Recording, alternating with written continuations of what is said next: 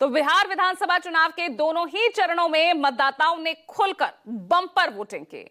6 नवंबर को हुए पहले चरण के मतदान में 65.8% वोटिंग, तो कल यानी दूसरे चरण की वोटिंग में 69.12% का ये आंकड़ा, जो पिछली बार यानी साल 2020 में हुए विधानसभा चुनावों के मुकाबले लगभग 30 से 4% ज्यादा रहा।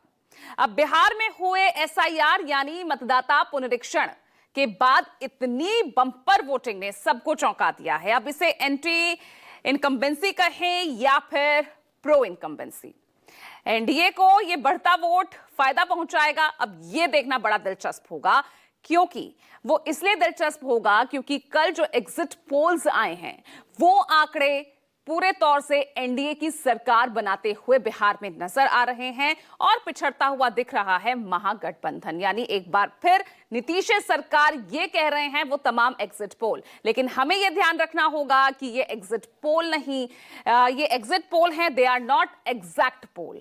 तो ऐसे में इंतजार 14 तारीख का ही रहेगा।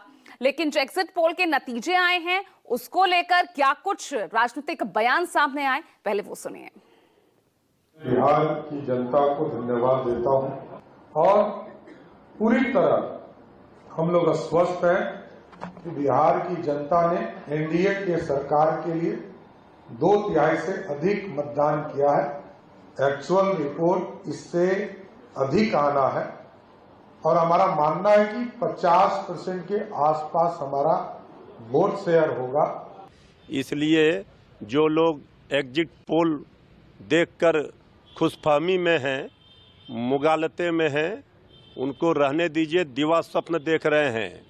सत्य परेशान हो सकता है, पराजित नहीं। जिस तरह सूरज का पूरब में उगना तय है, उसी तरह से बिहार में महागठबंधन तेजस्वी यादव जी की सरकार बननी तय है। 18 नवंबर को शपथ होना तय है और एनडीए सरकार की विदाई है। एनडीए का मतलब है नैया डूबेगी अब की बार। हमको इसलिए इस पर यकीन नहीं हो रहा है कि बिहार के चुनाव का जो मुख्य मुद्दा वो था बेरोजगारी, पलायन, भ्रष्टाचार और स्वास्थ्य को लेकर, विकास को लेकर, सब ये सारे मुद्दे थे। और इन मुद्दों को लोग छोड़ देंगे या इन मुद्दों के आधार पर वोट नहीं करेंगे तो आश्चर्य होता है। जो हम लोगों ने देखा था, नौजवानों में बहुत रोष था, नौजवानों में बहुत वो एक तरह से इस बात का क्या था कि हमको किसी तरह रोजगार चाहिए। तो उस हिसाब से नौजवान का रुख वो हमारी तरफ था, यानी महागठबंधन की तरफ था। लेकिन वोट का प्रतिशत लगातार बढ़ रहा है।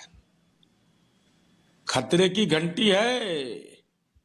लालू जी, तबीयत ठीक रखिएगा, चूंकि आपके बेटे की राजनीतिक योग्यता पर अब सवाल खड़ा होगा कि ये ऐसा नेतृत्व करता है जिसके गठबंधन की हार तय है। और महिलाओं का आशीर्वाद, बेटियों का आशीर्वाद एनडीए सरकार और नीतीश कुमार जी के साथ है। फिर से नीतीश कुमार है। और फिर इसी को माध्यम बना करके जो चोरी करने की आदत है उसके माध्यम से वो जीतने का प्रयास करेगा।